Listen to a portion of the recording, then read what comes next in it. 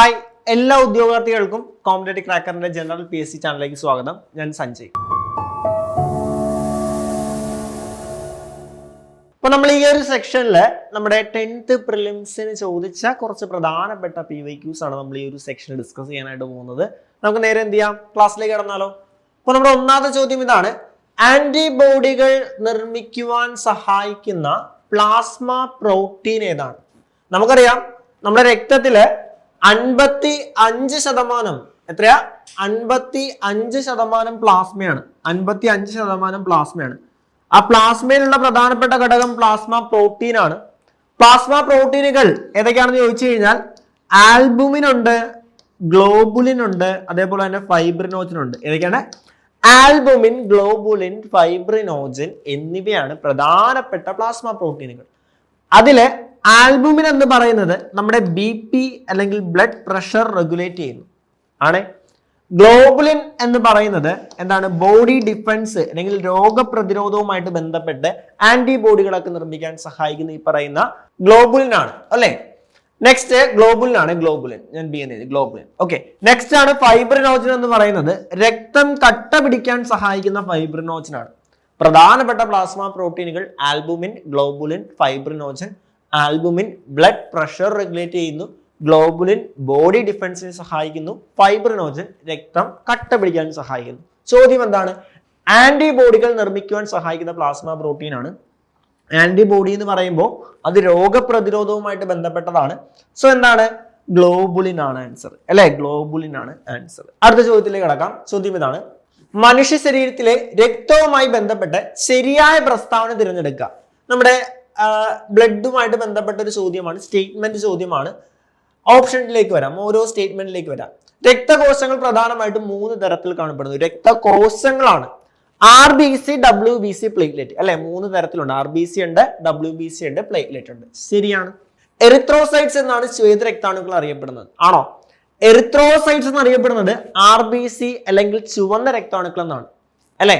ശ്വേത രക്താണുക്കൾ ലൂക്കോസൈറ്റുകൾ എന്നറിയപ്പെടുന്നത്. സോ ഈ ഒരു സ്റ്റേറ്റ്മെന്റ് തെറ്റാണ്. ഹീമോഗ്ലോബിനിൽ അടങ്ങിയിരിക്കുന്ന മൂലകമാണ് ഇരുമ്പ്. ശരിയാണ് അല്ലെ. നമ്മുടെ ഹീമോഗ്ലോബിൻ എന്ന് പറയുന്ന പിഗ്മെന്റ് ആണ് നമ്മുടെ RBCയിലുള്ളത് അല്ലെ. ഓക്സിജനും കാർബൺ ഡൈ ഓക്സൈഡും സംവഹനം ചെയ്യാൻ സഹായിക്കുന്ന ഹീമോഗ്ലോബിൻ ആണ്. ആ ഹീമോഗ്ലോബിൻ അടങ്ങിയിരിക്കുന്ന പ്രധാന എലമെന്റ് ഏതാണെന്ന് ചോദിച്ചു കഴിഞ്ഞാൽ അത് ഇരുമ്പാണ്. ശരിയായിട്ടുള്ള സ്റ്റേറ്റ്മെന്റ് ആണ്. രക്തം കട്ടപിടിക്കാൻ സഹായിക്കുന്ന പ്ലാസ്മ പ്രോട്ടീൻ ആണ് ഗ്ലോബുലിൻ. ആണോ? രക്തം കട്ടപിടിക്കാൻ സഹായിക്കുന്ന ഫൈബ്രിനോജൻ ആണ്. നമ്മൾ കുറച്ച് മുന്നേ പഠിച്ചതാണ്. അപ്പൊ ഇതും തെറ്റാണ്. ശരിയായിട്ടുള്ളത് 1ഉം 3ഉം ആണ് ശരിയായിട്ടുള്ളത്. കണ്ടോ? അപ്പൊ ആ ഒരു കൺസെപ്റ്റ് അറിയാമെങ്കിൽ നമുക്ക് എങ്ങനെ വേണമെങ്കിലും വളരെ ഈസി ആയിട്ട് സ്റ്റേറ്റ്മെന്റ് വരെ ക്രാക്ക് ചെയ്യാം. അടുത്ത ചോദ്യത്തിലേക്ക് കടക്കാം. കണ്ടോ? ഇത് നോക്കിക്കോളൂ. രക്തം കട്ടപിടിക്കുന്നതുമായിട്ട് ബന്ധപ്പെട്ട ഒരു കൺസെപ്റ്റ് ആണ്. നിങ്ങൾ പഠിക്കേണ്ട കാര്യങ്ങൾ ഇത്രയും മാത്രമേ ഉള്ളൂ. രക്തം കട്ടപിടിക്കാൻ സഹായിക്കുന്ന എൻസൈം ഏതാണെന്ന് ചോദിച്ചു കഴിഞ്ഞാൽ അത് ത്രോംബോപ്ലാസ്റ്റിൻ. രക്തം കട്ടപിടിക്കാൻ സഹായിക്കുന്ന എൻസൈം ത്രോംബോപ്ലാസ്റ്റിൻ. രക്തം കട്ടപിടിക്കാൻ സഹായിക്കുന്ന എലമെന്റ് അത് കാൽസ്യം. രക്തം കട്ടപിടിക്കാൻ സഹായിക്കുന്ന വിറ്റാമിൻ K. ഫില്ലോക്വിനോൾ എന്നറിയപ്പെടുന്ന വിറ്റാമിൻ ആണ് രക്തം കട്ടപിടിക്കാൻ സഹായിക്കുന്ന വിറ്റാമിൻ K. ഇനി ഫൈബ്രിനോജനെ ഫൈബ്രിൻ ഫൈബറുകൾ അല്ലെങ്കിൽ ഫൈബ്രിൻ നാരുകളാക്കുന്ന ആരാണെന്ന് ചോദിച്ചു കഴിഞ്ഞാൽ അത് ത്രോംബിനാണ്. ഇത്രയും കാര്യങ്ങൾ പഠിക്കണം. എന്താ പറയുന്നത്? രക്തം കട്ടപിടിക്കാൻ സഹായിക്കുന്ന എൻസൈം ത്രോംബോപ്ലാസ്റ്റിൻ ആണ്. രക്തം കട്ടപിടിക്കാൻ സഹായിക്കുന്ന എലമെന്റ് കാൽസ്യവും രക്തം കട്ടപിടിക്കാൻ സഹായിക്കുന്ന വിറ്റാമിൻ Kയും ആണ്. അതേപോലെ തന്നെ ഫൈബ്രിനോജനെ ഫൈബ്രിൻ ഫൈബറുകൾ അല്ലെങ്കിൽ ഫൈബ്രിൻ നാരുകളാക്കി മാറ്റുന്ന ആരാണെന്ന് ചോദിച്ചു കഴിഞ്ഞാൽ അത് ത്രോംബിനാണ്. കിട്ടിയില്ലേ? ശരി. അടുത്തൊരു ചോദ്യം നോക്കിക്കൊടുക്കുക. ജീവകം B12 അടങ്ങിയിരിക്കുന്ന ലോഹം ഏതാണ്? വിറ്റാമിൻസുമായിട്ട് ബന്ധപ്പെട്ട് സ്റ്റേറ്റ്മെന്റ് ലെവൽ ചോദ്യങ്ങൾ വരെ കയറി വരുന്നതാണ്. അപ്പോൾ വിറ്റാമിൻ B12 അടങ്ങിയിരിക്കുന്ന എലമെന്റ് ഏതാണെന്നാണ്. നമുക്കറിയാം ഈ B12 പ്രത്യേകത എന്ന് പറയുമ്പോൾ എന്താണ്? ആ B12 അറിയപ്പെടുന്ന പേര് എന്താണ്? വിറ്റാമിൻ B12 അറിയപ്പെടുന്ന സയനോകൊബാലമീൻ എന്നാണ്. സയനോകൊബാലമീൻ. അപ്പൊ സയനോകൊബാലമീൻ എന്ന് പറയുമ്പോൾ അവിടെ കൊബാൾട്ട് അടങ്ങിയോണ്ടാണ് അതിനെ സയനോകൊബാലമീൻ എന്ന് വിളിക്കുന്നത്. സോ എലമെന്റ് ഏതാണെന്ന് ചോദിച്ചു കഴിഞ്ഞാൽ അത് കൊബാൾട്ട് ആണ് അല്ലെ, കൊബാൾട്ട് ആണ്. അതേപോലെ ഇരുമ്പിന്റെ കാര്യം നമ്മൾ ഓൾറെഡി പറഞ്ഞതാ. ഹീമോഗ്ലോബിൻ നിർമ്മാണത്തിന് ആവശ്യമായിട്ടുള്ള ഏറ്റവും പ്രധാനപ്പെട്ട എലമെന്റ് ഏതാണെന്ന് ചോദിച്ചു കഴിഞ്ഞാൽ അത് ഈ പറയുന്ന ഇരുമ്പാണെന്ന് മനസ്സിലാക്കുക. അതേപോലെ തന്നെ നമ്മുടെ ഇൻസുലിനൊക്കെ അടങ്ങിയിരിക്കുന്ന പ്രധാന ലോഹം, കണ്ണുനീരിൽ അടങ്ങിയിരിക്കുന്ന പ്രധാന ലോഹം ഏതാണെന്ന് ചോദിച്ചു കഴിഞ്ഞാൽ അത് സിങ്ക് ആണെന്ന് കൂടി മനസ്സിലാക്കുക കേട്ടോ. ശരി, അടുത്ത് നോക്കിക്കൊള്ളുക. ഹൃദയപേശികളിലേക്ക് രക്തം എത്തിക്കുന്ന കുഴലിൽ കാൽസ്യം, കൊഴുപ്പ്, കൊളസ്ട്രോൾ എന്നിവ അടിഞ്ഞുകൂടുന്നതിന്റെ ഫലമായിട്ട് ധമനികളുടെ ഉൾവ്യാസം കുറഞ്ഞു പോകുന്ന അവസ്ഥയെ വിളിക്കുന്ന പേരെന്താണ്? അല്ലെ, ധമനികളുടെ ഉൾവ്യാസം കുറഞ്ഞു പോകുന്നത്, അതായത് ഈ പറയുന്ന രക്തക്കുഴലിലൂടെയാണ് രക്തം ഒഴുകുന്നത്. രക്തക്കുഴലിൽ ഈ പറയുന്ന കൊഴുപ്പ്, ഫാറ്റ് അങ്ങനെയുള്ള കാര്യങ്ങളെല്ലാം അടിഞ്ഞുകൂടി വ്യാസം കുറയും. ഇപ്പൊ ഇവിടെ വ്യാസം കൂടുതലാണ്, ഇവിടെ വ്യാസം കുറയുന്നു. ഈ വ്യാസം കുറയുന്ന അവസ്ഥയെ വിളിക്കുന്ന പേരാണ് ചോദിച്ചിരിക്കുന്നത്.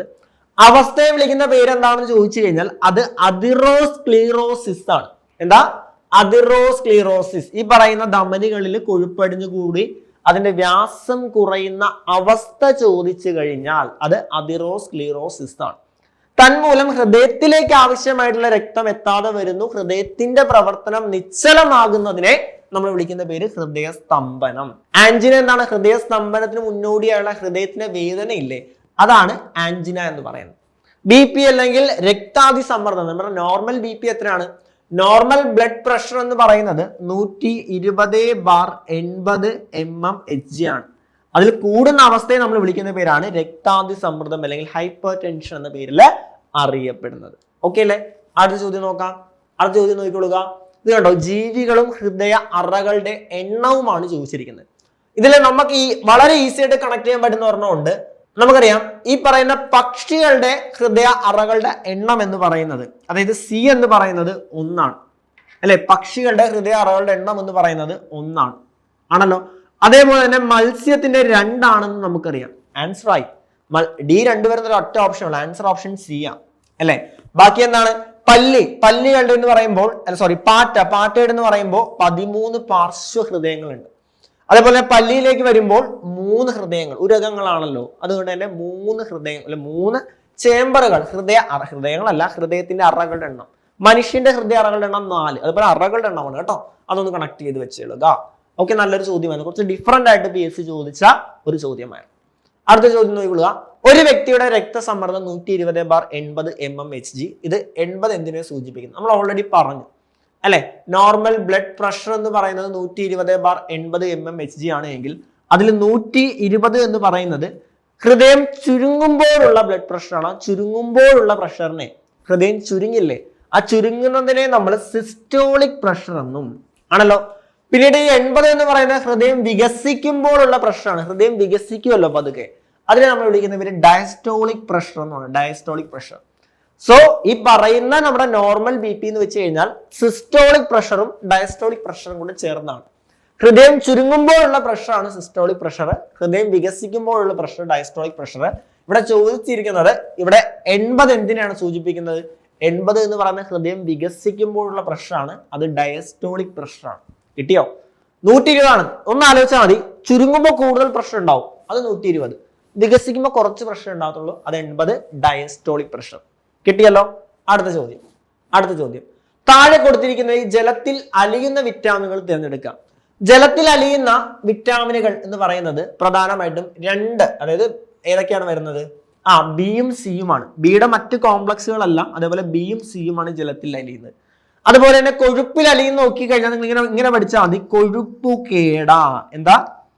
കൊഴുപ്പ് കേടാന്ന് പഠിച്ചാൽ മതി. Vitamin K, vitamin E, vitamin D, vitamin A. കൊഴുപ്പ് കേടാ എന്ന് പഠിച്ചാൽ മതി. അതായത് കൊഴുപ്പിൽ ലയിക്കുന്ന വിറ്റാമിനുകൾ KEDA, ജലത്തിൽ ലയിക്കുന്ന ബിയും സിയും. അപ്പൊ നോക്കിക്കൊള്ളുക, തയാമിൻ എന്ന് പറയുന്ന B1 ആണ്. സോ അത് ജലത്തിൽ ലയിക്കും, അല്ലെ.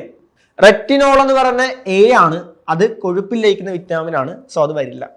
റൈബോഫ്ലാവിൻ എന്ന് പറഞ്ഞ വിറ്റാമിൻ B2 ആണ്. റൈബോഫ്ലാവിൻ എന്ന് പറയുന്നത്, അപ്പൊ അതും വരും, ജലത്തിൽ ലയിക്കുന്നതാണ്.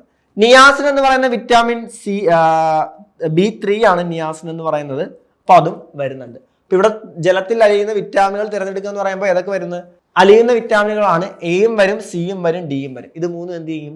ജലത്തിലെ അലിയുന്ന വിറ്റാമിനുകൾ. കാരണം ബി അല്ലേ, B കോംപ്ലക്സുകളുണ്ട്. B1, B2, B3, B7, B9, B12 അങ്ങനെ ബി കോംപ്ലക്സുകൾ, അതിൽ അണ്ടർ വരുന്നതാണ്. അപ്പൊ അതും ജലത്തിൽ ലയിക്കുന്ന വിറ്റാമിനുകളാണ്. ഓക്കെ അല്ലേ? യെസ്. ഓക്കെ. അപ്പോ നമ്മള് ഏറ്റവും പ്രധാനപ്പെട്ട PYQs ആണ് നമ്മൾ പഠിച്ചത്. കാരണം പഠനം നല്ല രീതിയിൽ പോയെങ്കിൽ മാത്രമേ ഒരു ഗവൺമെന്റ് ടാഗ് ആണ്, ഇതൊരു ഗവൺമെന്റ് ഓഫീസിൽ നിങ്ങൾക്ക് വർക്ക് ചെയ്യാനായിട്ട് സാധിക്കുകയുള്ളൂ. അതൊരു ലക്ഷ്യമാകണം, അതിനുവേണ്ടി പരിശ്രമിക്കണം. അല്ല, ഉഴപ്പുകൾ ഉണ്ടാവും. ആ ഉഴപ്പുന്ന സമയം നിങ്ങൾ കൂടുതൽ ഇമ്പോർട്ടൻസ് പഠനത്തിന് കൊടുക്കണം, അല്ലെ. നമ്മൾ ഒന്ന് ഗാലറി പോയി കഴിഞ്ഞാൽ വീണ്ടും നമ്മൾ അതേ സ്ട്രോങ്ങോട് കൂടി നമ്മൾ എന്ത് ചെയ്യണം, നമ്മുടെ പഠനത്തിന്റെ ട്രാക്കിലേക്ക് വരണം. നമ്മുടെ കയ്യിലേക്ക് ഒരു അപ്പോയിന്റ്മെന്റ് ലെറ്റർ കിട്ടുന്നവരെ നമ്മൾ ശ്രമിച്ചുകൊണ്ടേയിരിക്കണം. സോ നിങ്ങളുടെ ശ്രമത്തില് കൂടുതൽ ഊർജ്ജം നൽകാനായിട്ടാണ് കോമ്പറ്റേറ്റീവ് ക്രാക്കറിന്റെ VFAക്ക് വേണ്ടിയിട്ടുള്ള ഏറ്റവും പുതിയൊരു ബാച്ച് നമ്മൾ സ്റ്റാർട്ട് ചെയ്യുന്നുണ്ട്. നല്ലൊരു അവസരമാണ്. ഈ അവസരം നിങ്ങൾക്ക് നേടിയെടുക്കണമെങ്കിൽ ടീം കോമ്പറ്റേറ്റീവ് ക്രാക്കറിനോടൊപ്പം നിങ്ങൾക്ക് പഠിക്കാം. സോ ഈ ബാച്ചിലേക്ക് ജോയിൻ ചെയ്യാനും ബാച്ചിനെ കുറിച്ച് കൂടുതൽ അറിയാനും താഴെ കാണുന്ന നമ്പറിൽ നമ്മൾ കണക്ട് ചെയ്യുക. മറ്റൊരു സെക്ഷനുമായിട്ട് മറ്റൊരു വീഡിയോ ആയിട്ട് നമുക്ക് വീണ്ടും കാണാം. Thank you so much.